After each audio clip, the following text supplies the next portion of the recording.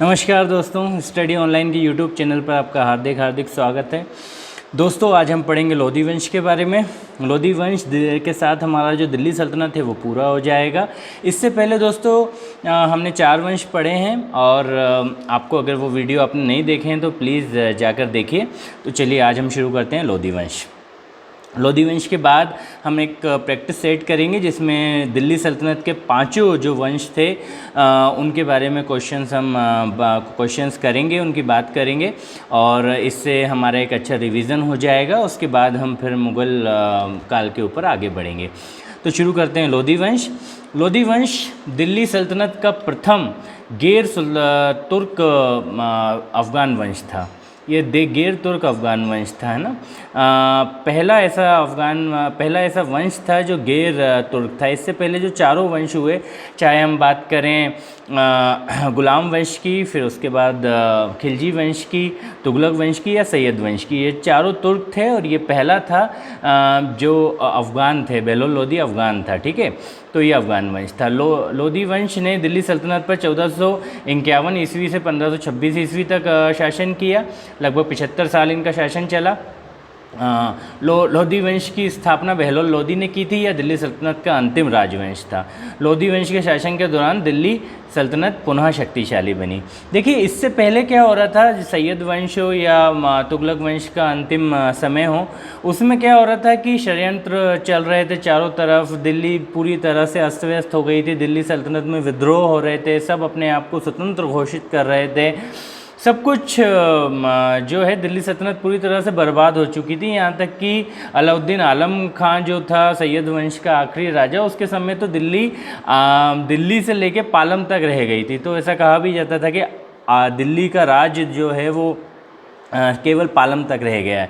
तो इसके आने के बाद बहलोल लोधी जो सरहिंद का या मुल्तान का शासक था, इसके सूबेदार था, इसके आने के बाद जो दिल्ली है वो पुनः शक्तिशाली बनी और दिल्ली सल्तनत का वजूद फिर से वापस आया, हम ऐसा कह सकते हैं। तो 3 शासकों के बारे में हम पढ़ेंगे। पहला है ये बहलोल लोधी, जिसने लोधी वंश की स्थापना की थी 1451 से 1489 तक। 1489 तक इन्होंने राज किया और सबसे ज़्यादा समय तक इन्होंने राज किया। दूसरे थे सिकंदर लोधी, 89 से 17 तक। इन्हें लोधी वंश का सबसे बेहतर शासक कहा जाता है, इनके बारे में भी पढ़ेंगे। और तीसरे थे इब्राहिम लोधी, 1726 से 1517 से 1526 तक 8 साल का शासन रहा। और इसके बाद बाबर आता है और इनको हराकर मुग़ल वंश की स्थापना करता है। तो हम पढ़ते हैं बहलोल लोधी की 1451 से 1489 तक, ठीक है। लंबा शासन रहा इनका, 38 साल इन्होंने शासन किया। तो देखते हैं क्या किया 38 सालों तक। लोधी वंश का संस्थापक बहलोल लोधी था। वह 19 अप्रैल 1451 को दिल्ली के सिंहासन पर बैठा। दिल्ली पर प्रथम अफ़गान राज्य की स्थापना का श्रेय बहलोल लोधी को जाता है, ठीक है। अफ़गान था तो अफ़गान राज्य की स्थापना ही करेगा। इसने उपाधि रखी बहलोल शाह गाज़ी। तो बहलोल लोधी इसका नाम ही था, बहलोल शाह गाज़ी इसने उपाधि रखी। गाज़ी मतलब होता है काफिरों को मारने वाला, याद रखेंगे आप। तो इसने अपनी उपाधि रखी। दिल्ली सल्तनत का प्रथम अफ़गान वंश था, ये ज़रूर याद रखेंगे। दिल्ली सल्तनत का प्रथम अफ़गान वंश था। इसके पहले के चारों तुर्क थे, मैंने आपको पहले भी बताया। बहलोल सिक्के का प्रचलन, बहलोल सिक्के का इसने प्रचलन किया, तो ये भी याद रखने वाली बात है। 1479 ईस्वी में बहलोल ने शर्की शासक को पराजित करके जौनपुर को अपने साम्राज्य में शामिल कर लिया। जौनपुर को इसने साम्राज्य में शामिल कर लिया। तो जौनपुर कब अलग हुआ था? मोहम्मद बिन तुगलक जब शासक था उसके समय पर जौनपुर अलग हो गया था। शर्की राजवंश की स्थापना हुई थी और इसके बाद 1479 में आकर इतने लंबे समय बाद दिल्ली सल्तनत में इसे पुनः शामिल किया बहलोल लोधी ने। इसने ग्वालियर, जौनपुर, उत्तरी उत्तर प्रदेश के सारे इलाकों पर अपना नियंत्रण भी स्थापित कर लिया। वह अपने सरदारों को मकसद अली कहकर पुकारता था। मकसद अली वो सरदारों को कहता था। ये क्वेश्चन पूछा जा सकता है कि कौन सा सुल्तान अपने सरदारों को मकसद अली कहता था, तो आप ये याद रखेंगे। और इसके बाद हम आगे चलते हैं। तथा वह अपने सरदारों के खड़े होने पर खुद खड़ा होता था। देखिए, क्या था दोस्तों कि सरदारों के खड़े होने पर खुद खड़ा होता था। ये कोई बहुत बड़ी चीज़ नहीं है, इसके पीछे की कहानी को समझना पड़ेगा।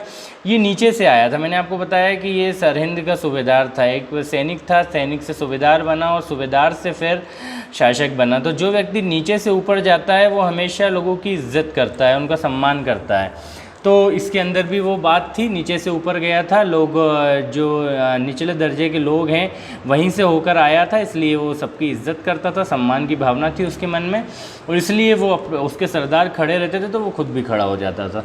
तो यही कुछ चीज़ें हैं इसके बारे में जानने की। 1489 में 1489 में इसकी मौत हो जाती है। तो अब हम पढ़ेंगे सिकंदर लोदी के बारे में।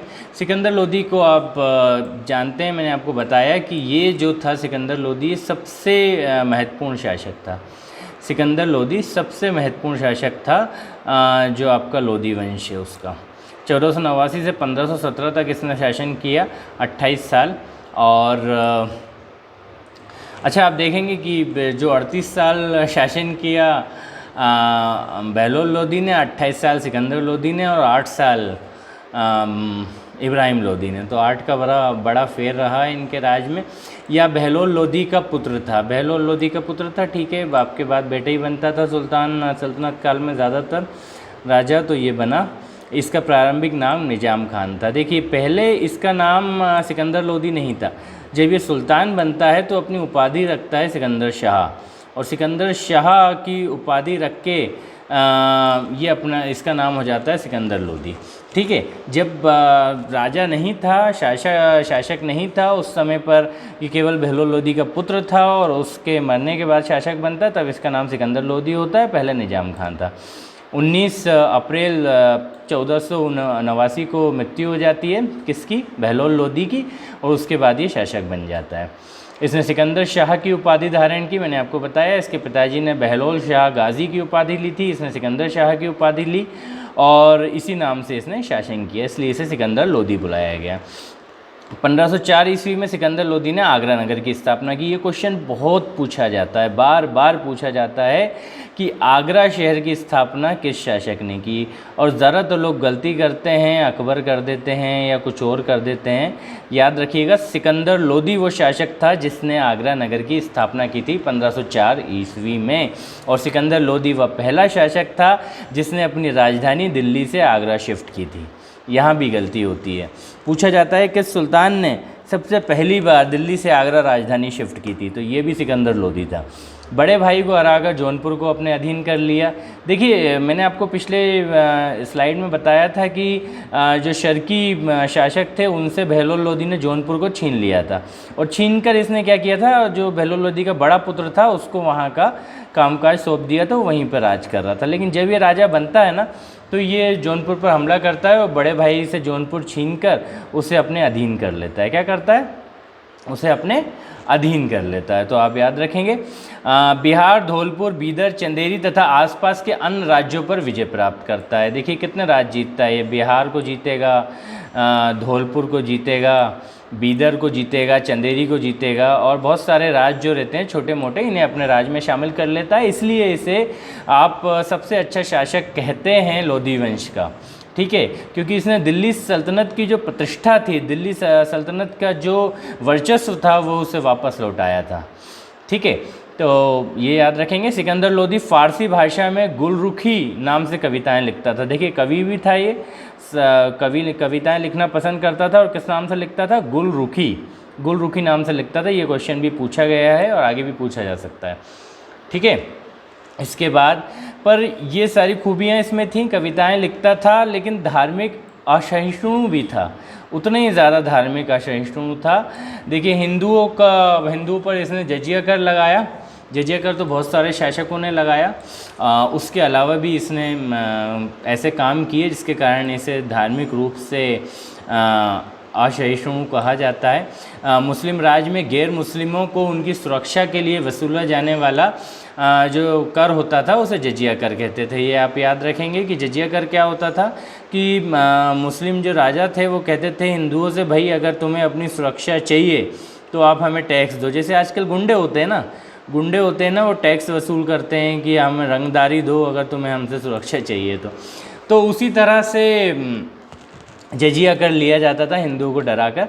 और नगरकोट का ज्वालामुखी मंदिर था, इसमें इसने क्या किया था, मंदिर की मूर्ति को तोड़कर, इससे पहले नगरकोट में ज्वालामुखी मंदिर को किसने लूटा था, मैंने आपको बताया फिरोज शाह तुगलक, जाकर पढ़िए अगर नहीं पढ़ा है तो फिरोज शाह तुगलक ने लूटा था। और इसके बाद इसने हमला किया ज्वालामुखी मंदिर को और इसे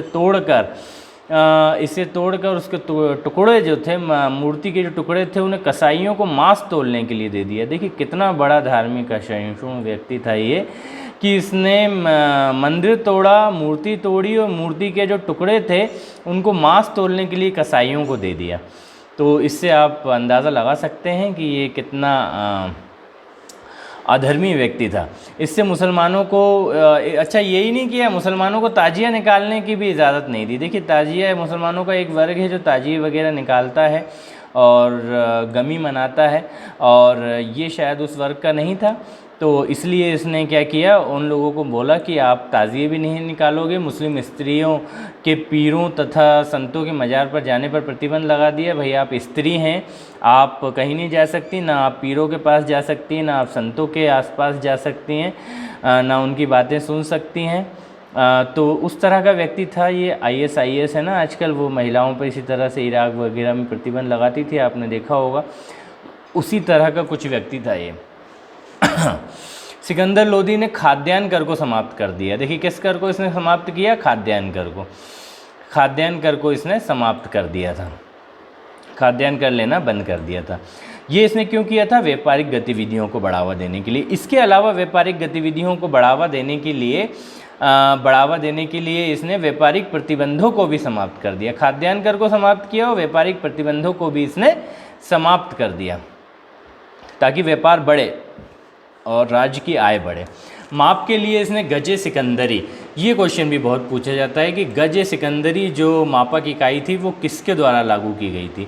तो ये आप उसके नाम से समझ सकते हैं, गजे सिकंदरी है ये, सिकंदर नहीं है, थोड़ा गलती हो गई, देखिएगा, गजे सिकंदरी कर लीजिएगा, ठीक है। ये इसने इकाई चालू की थी, मापक इकाई थी भूमि की कर लेने के लिए, भू राजस्व के लिए। सिकंदर लोदी साहित्य प्रेमी था, ये मैंने आपको पहले भी बताया, गुलरुखी नाम से कविताएं लिखता था, साहित्य प्रेमी था। सिकंदर लोदी फारसी भाषा में गुलरुखी नाम से कविताएं लिखता था, गुलरुखी नाम से कविताएं लिखता था। और किस भाषा में लिखता था ये, फ़ारसी भाषा में, ये आप याद रखेंगे, फ़ारसी भाषा में कविताएं लिखता था। इसके काल में ही लज्जत सिकंदरी ग्रंथ की रचना हुई।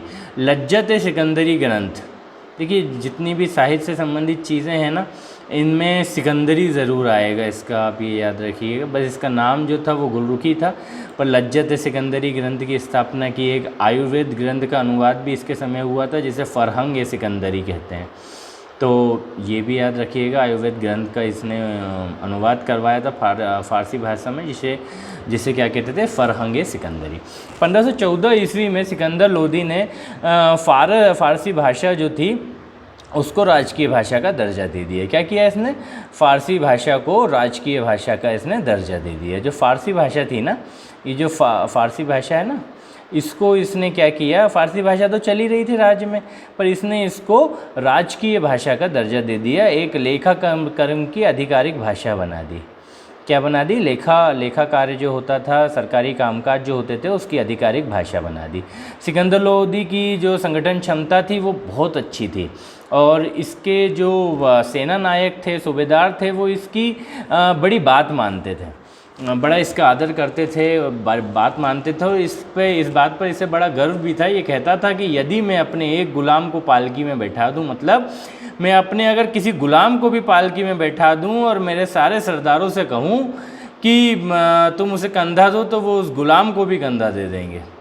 भाई गुलाम एक नीची जो वर्ग था उसका माना जाता था, और उससे सभी दूरी रखते थे जो सरदार वगैरह होते थे। लेकिन इसका ये कहना था कि अगर मैं अपने कहने पर एक गुलाम को पालकी में बैठा दूं और अपने सरदारों से कहूं कि आप जो है इसको उठा लीजिए, तो मेरा इतना कहना मानते हैं मेरे सरदार कि इसको आसानी से मेरे कहने पर एक बार भी सोचेंगे नहीं और इसको उठा लेंगे, ठीक है। और गले की बीमारी हो गई फिर इसको 1517 ईस्वी में। इसके बारे में इतनी चीज़ें जानने लायक हैं। फिर इसे बीमारी हो जाती है और बीमारी से इसकी मृत्यु हो जाती है। ठीक है। और इसी दिन इसका एक पुत्र होता है इब्राहिम, जो इब्राहिम शाह की उपाधि धारण करता है और उसे गद्दी पर बैठा दिया जाता है। यही इब्राहिम लोदी है। तो आगे पढ़ते हैं हम इब्राहिम लोदी के बारे में। ठीक है, इब्राहिम लोदी के बारे में हम पढ़ते हैं। एक सेकंड, चलिए। ये हैं इब्राहिम लोदी। इब्राहिम लोदी, इनके बारे में पढ़ते हैं। 1517 से 1526 तक इन्होंने शासन किया है। बड़ा छोटा इनका राजकाज था, सिर्फ 8 साल इन्होंने शासन किया और उसमें भी बहुत कुछ महत्वपूर्ण काम इन्होंने नहीं किया। मानसिंह ने इन्हें लगभग 7 बार हराया था ग्वालियर पर जब इन्होंने हमला किया था। तो ठीक है, तो बहुत योग्य शासक तो नहीं थे ये। सिकंदर लोदी की मृत्यु के बाद उसका पुत्र इब्राहिम लोदी गद्दी पर बैठा। ठीक है, मृत्यु के बाद कौन बैठा? मृत्यु के बाद इब्राहिम लोदी गद्दी पर बैठा दिल्ली की सल्तनत की। ठीक है, इब्राहिम लोदी सिकंदर का सबसे छोटा पुत्र था, सबसे छोटा बेटा था ये सिकंदर के बेटों में, जितने भी बेटे थे। वह लोदी वंश का अंतिम शासक था। ठीक है, इसके बाद तो लोदी वंश की कहानी ख़त्म हो जाएगी। इस दौरान मेवाड़ के जो शासक था राणा सांगा, उसने अपने साम्राज्य का विस्तार कर लिया और पश्चिमी उत्तर प्रदेश, राजस्थान में उसका शासन था, वही चित्तौड़गढ़ में, और उससे लेकर जो पश्चिमी उत्तर प्रदेश का जितना इलाका था उस पूरे इलाके पर इसने क्या कर लिया? अपना शासन कर लिया। इसका मतलब ये है कि ये कमज़ोर शासक था जो इब्राहिम लोदी था। इसके जो प्रदेश थे वो दिल्ली सल्तनत के हिस्से थे, ये पश्चिमी उत्तर प्रदेश के, और राणा सांगा ने इसे हराकर सारे प्रदेशों पर अपना कब्ज़ा कर लिया था। और मैंने आपको बताया कि मानसिंह पर भी इसने 7 बार हमला किया था ग्वालियर किले के लिए, पर 7 बार हार गया था ये। तो एक कमज़ोर शासक था। सिकंदर लोदी के विरुद्ध पूर्वी भारत में विद्रोह हुए थे। सिकंदर लोदी ने, सॉरी इसको चेंज कर लीजिएगा, जो इब्राहिम लोदी था उसके विरुद्ध पूर्वी जो भारत था, बंगाल, उड़ीसा, बिहार, ये जो हिस्से थे, यहाँ पे आंदोलन हुए, विद्रोह हुए, और इसके कारण इसका जो राज्य था वो फिर से वो होने लगा, छतर बितर होने लगा। और इसके जो अमीर थे, वो अफ़गान अमीर थे, वो इससे रुष्ट होने लगे कि ये कैसा शासक है भाई, जो पश्चिमी उत्तर प्रदेश है वो उसने छीन लिया, आपके राणा सांगा ने, जो ग्वालियर है वो मानसिंह ने छीन लिया, पूर्वी भारत के हिस्से में भी विद्रोह हो रहे हैं और ये रोक नहीं पा रहा है। तो ये सिकंदर लोदी नहीं है, सॉरी ये गलती हो गई, आप इब्राहिम लोदी कर लीजिएगा। इब्राहिम लोदी से ये सब असंतुष्ट थे, संतुष्ट नहीं हो रहे थे, और इसके कारण फिर क्या होता है कि पंजाब का एक शासक रहता है दौलत खां लोदी। दौलत खां लोदी ये पंजाब का शासक रहता है ये, और इसका जो इब्राहिम लोदी है ना, इसी का चाचा मतलब सिकंदर लोदी का भाई आलम खां, ये दोनों मिलके क्या करते हैं, अपना जो बाबर रहता है उसको बोलते हैं कि साहब आप आओ और आकर हम पर हमला करो और इब्राहिम लोदी से हमें मुक्ति दिलाओ। और ऐसा कहा जाता है कि राणा सांगा थे, उन्होंने भी निमंत्रण भेजा था, पर उसका कोई स्पष्ट प्रमाण नहीं मिलता है कि राणा सांगा ने भी ऐसा किया था। ठीक है, और इसके बाद फिर लड़ाई होती है, पानीपत की तीसरा युद्ध होता है, पानीपत का पहला युद्ध होता है इब्राहिम लोदी और बाबर के बीच, और बाबर निमंत्रण स्वीकार कर लेता है, भारत आता है और तोप खाने के साथ आता है। इससे पहले कभी भी तोपों का उपयोग नहीं हुआ था भारत में किसी लड़ाई में, पर बाबर पहली बार तोपें लेकर आता है। उज्बेक जो जाति थी उससे इसने एक पद्धति सीखी थी, युद्ध नीति, तुलगुमा युद्ध पद्धति, उसका ये पालन करता है और उसके अनुसार ये युद्ध करता है, और उस नीति से कोई भी जानकारी नहीं रखता था पहले किस तरह की नीति है। उज्बेकों ने उपयोग की थी, भारत में किसी ने नहीं की थी, तो हार जाते हैं। युद्ध में तोपों का इस्तेमाल होता है। जो इब्राहिम लोदी की सेना रहती है वो भाले, तीर, धनुष बाण, जो पारंपरिक हथियार हैं उनका उपयोग करते हुए युद्ध में लड़ती है, जबकि इसके पास तोप रहते हैं। अब तोपों का मुकाबला तलवार भाले नहीं कर सकते ना, इसलिए ये हार जाता है। और एक उस्मानी विधि, युद्ध में इसने 2 विधियों का अनुसरण किया था बाबर ने, एक तुलगुमा युद्ध नीति और एक उस्मानी विधि, जिसे रूमी विधि भी कहा जाता है, उस्मानी विधि को। इनका प्रयोग किया और इससे इसने पानीपत की तीसरी लड़ाई में इब्राहिम लोदी को हरा दिया और लोदी वंश के साम्राज्य का अंत करते हुए क्या किया इसने, लोधी वंश के साम्राज्य का अंत किया और किसकी नींव रखी, मुग़ल साम्राज्य की। किसकी नींव रखी, मुग़ल साम्राज्य की नींव रखी। तो ये था लोधी वंश, बहुत छोटा सा वंश था और इसके साथ ये ख़त्म होता है। और इसके बाद जो हमारा अगला चैप्टर होगा उसमें हम प्रैक्टिस सेट करेंगे, जिसमें हम सारी चीज़ों को कवर करेंगे। तो दोस्तों, अगर आपको वीडियो पसंद आया तो प्लीज़ प्लीज़ प्लीज़ वीडियो को लाइक ज़रूर कीजिएगा, सब्सक्राइब ज़रूर कीजिएगा और कमेंट बॉक्स में कमेंट करके बताइए अगर हमारे पढ़ाने में, मेरे समझाने में अगर कोई कमी है तो मैं उसको दूर कर सकूं। तो उसके लिए आप लोगों के फीडबैक की बहुत ज़रूरत है। हम एक इसके बाद प्रैक्टिस सेट करेंगे जिसमें दिल्ली सल्तनत के जो 5 वंश हैं उन सबको कवर करेंगे और कवर करते हुए प्रैक्टिस सेट करेंगे एक। तो उससे क्या होगा कि सारा रिवीजन हो जाएगा और अच्छा रहेगा वो आप लोगों के एग्ज़ाम प्रोस्पेक्टस से। तो चलिए, थैंक यू वेरी मच, अगली वीडियो में मिलते हैं, बाय।